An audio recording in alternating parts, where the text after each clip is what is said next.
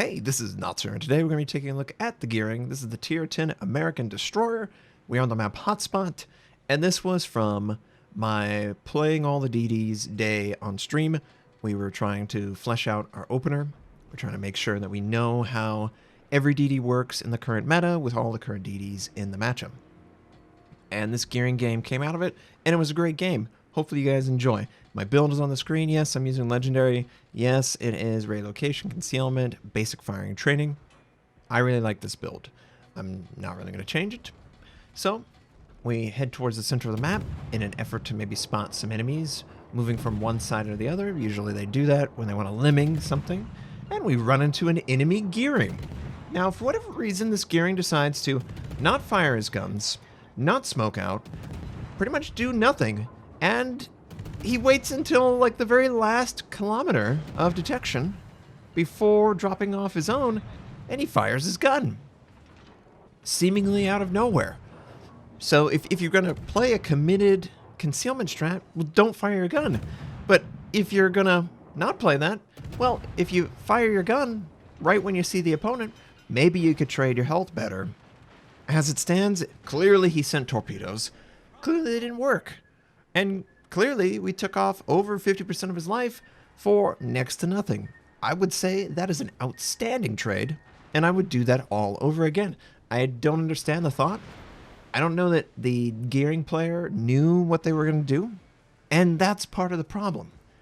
If you're trying to play DDs and you don't have a plan, it's going to be a really short plan, because you can't afford to make mistakes like that, and that was a huge mistake. And I don't know why, and I guess he was trying to call me out. You know, sometimes I'll get into a situation where you're a DD versus another DD, and you run up on each other, and it's sort of chicken. Who's going to use your smoke first?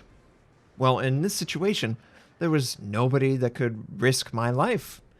I didn't feel any urge to use smoke. I wasn't in danger. I had the advantage.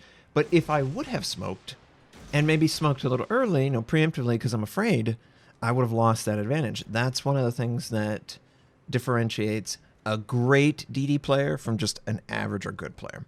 And it's really important that you guys understand that engagement, because it is a very important engagement.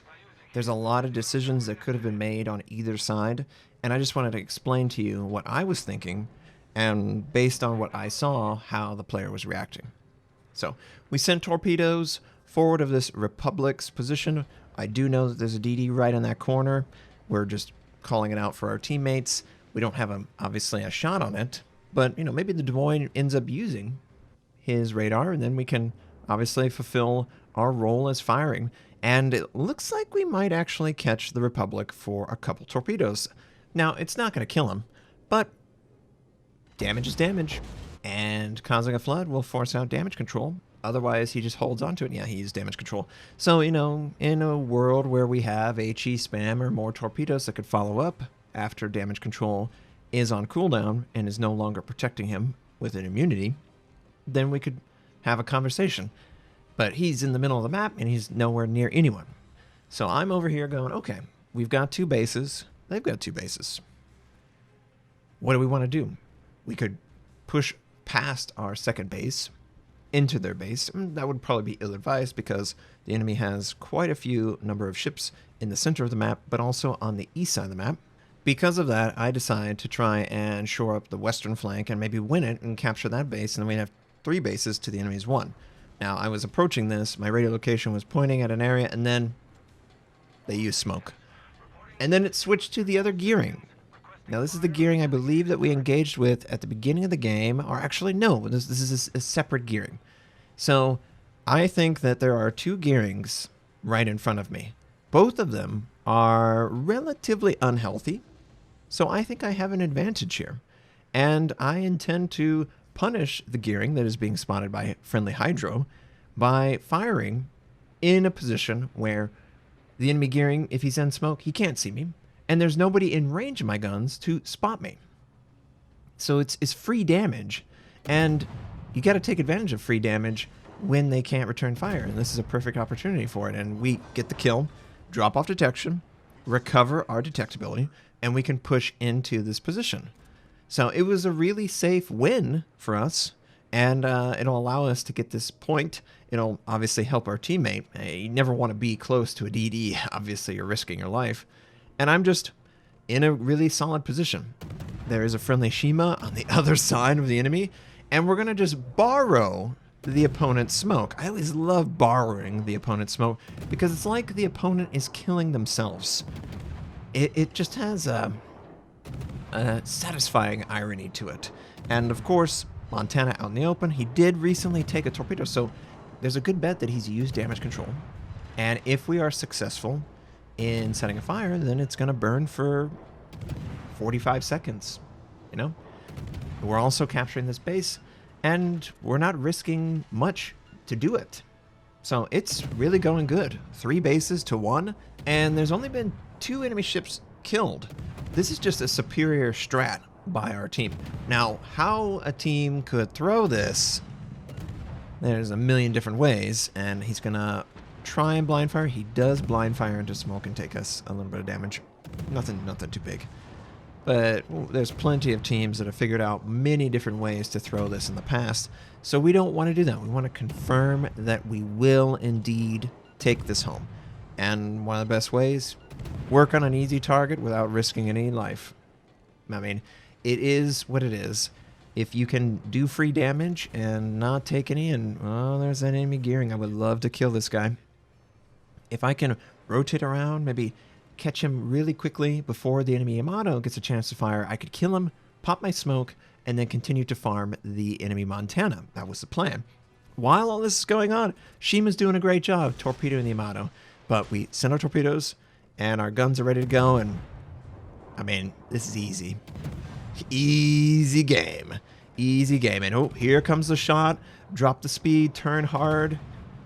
Honestly, not too bad. Not too bad.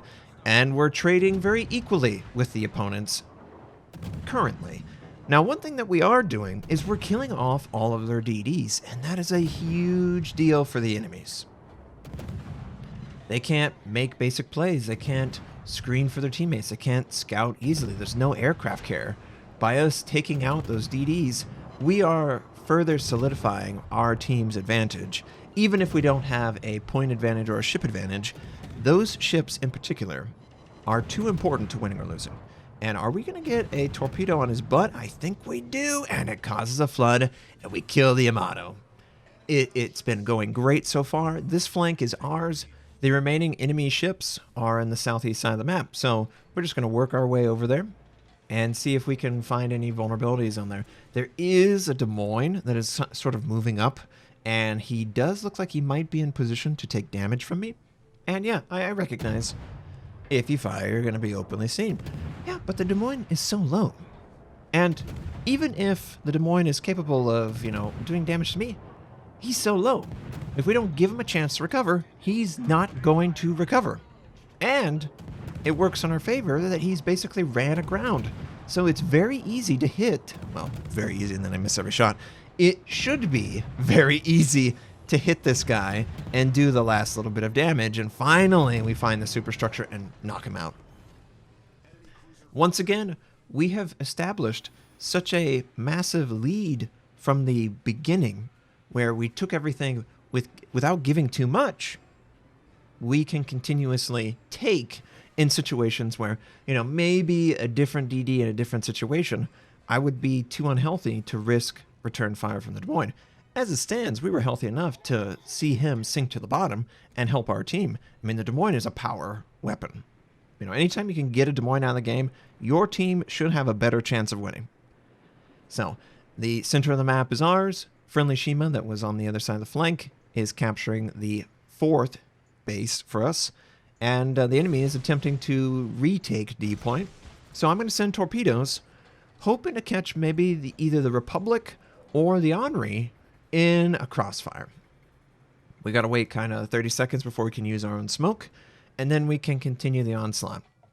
The last known position of the Kleber, don't really know exactly where he is until the radio location points out the fact that there is something in front of the Republic and the Henri. So I'm expecting a French DD, and if you've ever played this matchup, American DD versus the French, you will note you are at a disadvantage in the American ship.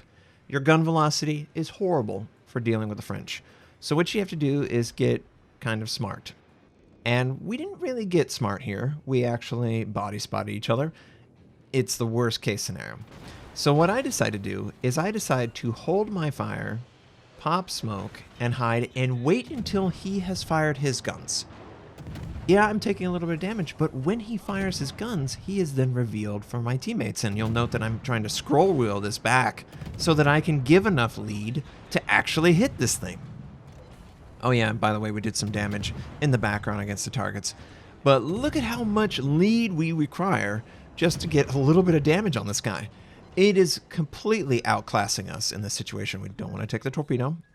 This is definitely in favor of the Kleber. All I'm trying to do is weather it long enough so that my team can win the game. We're not supposed to win this. We are not supposed to win. There isn't a mystery box. There's no solving puzzle that will make it so that the gearing beats the Kleber in a 1 versus 1. Straight up. No, that's not possible.